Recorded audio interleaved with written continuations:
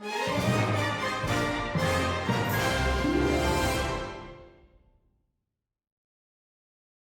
है अप्रैल full day, यानी all फूल्स day.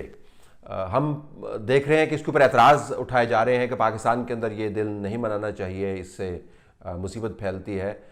मैंने बड़ी सोच विचार की कि ये छोटी छोटी शरारतों के ऊपर हम इतने मोतरज़ क्यों होते हैं। तो मुझे ये समझ आया, चूँकि हम जिंदा कौम हैं लिहाजा हम छोटी शरारतों को बर्दाश्त नहीं करते।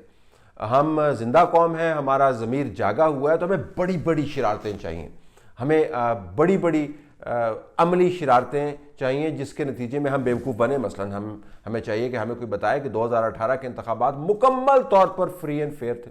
हमें बताया जाए कि पाकिस्तान के बाहर $200 बिलियन पड़ा हुआ है जो हुकूमत के तब्दील होते ही पाकिस्तान के अंदर आएगा, और पाकिस्तान में अगले 6 साल में कोई टैक्स नहीं लगेगा और तमाम गरीब और अमीर जो है खुश खुर्रम ज़िंदगी गुजारेंगे। हमें यह बताया जाए कि $10 बिलियन पाकिस्तान से हर साल निकलते हैं और हम उसको रोक पाएंगे। हमें यह बताया जाए कि पाकिस्तान की तमाम अहम बड़ी बड़ी और गैर ज़रूरी इमारात को यूनिवर्सिटीज़ और कॉलेज़ में तब्दील कर दिया जाएगा, और हमें यह बताया जाए कि PM हाउस जो है वो यूनिवर्सिटी में तब्दील हो चुका है। हमें यह बताया जाए कि मुर्गियों और भेड़ों के ज़रिए और बकरियों के ज़रिए हमने गुर्बत का खात्मा करना है।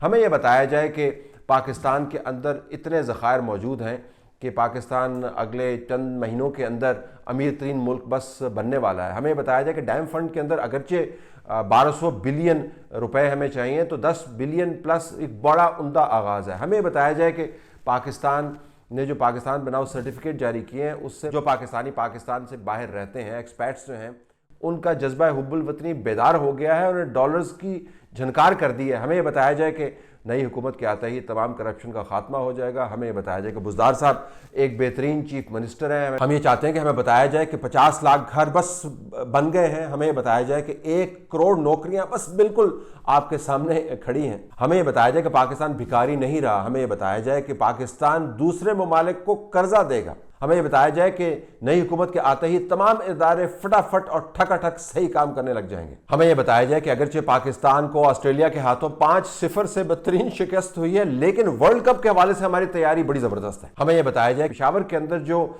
जंगला बस वाली रोड नहीं बन पा रही, उसकी कोई बैनुल-अक़वामी साजिश उसके पीछे पिनहा है, और जो इतना लंबा चौड़ा टीका लगा है पाकिस्तान की मईशत को, उसका इल प्लानिंग से कोई ताल्लुक नहीं है। तो हमें बड़ी बड़ी शरारतें चाहिए। हमें ऐसी शरारतें चाहिए जो अप्रैल के आगाज़ से ही हमारे सर के ऊपर तारी हो गई हैं, जिसका अक्स आपको नज़र आएगा आज की अखबारात की हेडलाइंस को देखकर। हम पहले आपको जोक सुनाते, उसके बाद आपको शरारत समझाते हैं। तो आइए सुनते हैं वो जोक्स जिसकी वजह से हम बहुत अरसे बेवकूफ़ बनते रहे। हमारा चैलेंज ये है कि हमने 1 करोड़ नौकरियां पाकिस्तान में पैदा करनी है। बड़ा स्टीप टारगेट सेट किया है, और वो है 50 लाख घर। जो गैस है वो सबसे महंगी गैस कर दी। हालांकि पाकिस्तान में जो अपनी गैस बनती है, जिसकी टोटल उसकी यूनिट कॉस्ट जो है तकरीबन $2 के करीब आती है फी मिलियन BTU, उसके ऊपर लगा लगा के टैक्स। दुनिया में गैस की कीमतें 1/3 रह गई। पाकिस्तान में गैस की कीमत हर साल बढ़ा दी जा रही है। बिजली पर 3 नए टैक्स लगा दिए गए। पेट्रोलियम की मसनूआत, पाकिस्तान की तारीख में सबसे ज्यादा टैक्सेशन। डीजल 100% तक टैक्स ले जाया गया। Petrol 51% tax. मट्टी का तेल जो गरीब तरीन पाकिस्तानी इस्तेमाल करता है 62% टैक्स। जो भी क़यादत करता है वो बजाय अवाम को फायदा पहुंचाने की और कीमत नीचे लेके आए, वो अवाम के खून के ऊपर पैसा बनाता है।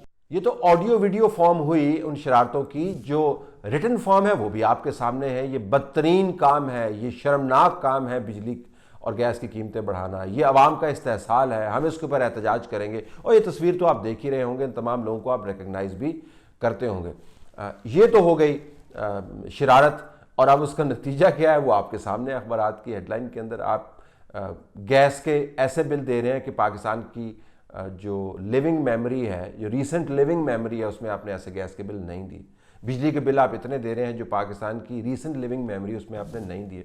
अद्वियात की शक्ल अगर हम आपको दिखा पाएँ, और ये जल्दी जल्दी हम आपको बता रहे हैं कि 15% इजाफे का कह के 80 से 100% इजाफा अद्वियात की कीमतों के अंदर हुआ है। जो हस्पताल के अंदर इलाज मुफ्त होता था, अब वो महंगा हो गया है।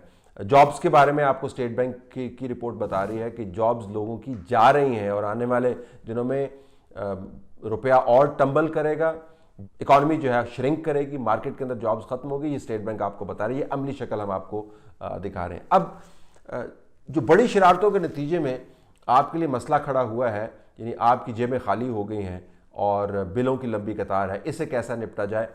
अच्छा, ये मैं आपको कोई अप्रैल फूल्स डे के हवाले से फार्मूला नहीं बता रही, ये हकीकी फार्मूला आजमूदा है और ये नतीजे इसके साबित हो चुके हैं। आपने सिर्फ एक काम करना, आपने OGDCL और PPL के शेयर्स खरीदने हैं स्टॉक मार्केट से जाके, और उसके बाद किसी ना किसी तरीके से वज़ीर आज़म इमरान खान को ये कन्विंस कर देना है कि दोबारा ये बयान दे कि बस तेल जो है कल परसों निकलने वाला है और हम गैस और तेल के अंदर सेल्फ सफिशिएंट होने वाले हैं।